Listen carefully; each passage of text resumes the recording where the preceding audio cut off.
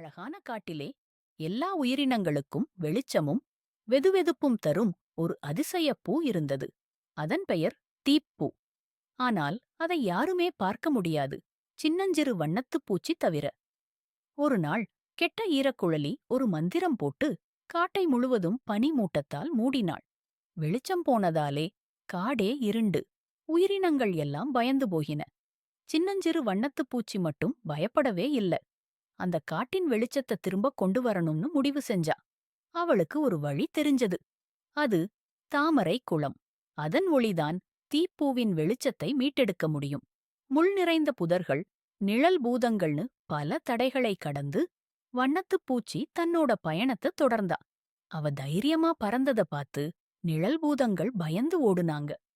வண்ணத்துப் பூச்சி விடாமுயற்சியையும் தன்னம்பிக்கையையும் பார்த்து தாமரைக் குளம் அவளுக்கு வழிகாட்டியது. தன்னுடைய விடாமுயற்சி மற்றும் தைரியத்தால் வானா தாமரைக் குளத்தின் ஒளியைக் கொண்டு வந்தாள். மெல்ல மெல்ல காடு வெளிச்சமடைந்து உயிரினங்கள் எல்லாம் மகிழ்ச்சி அடைந்தன.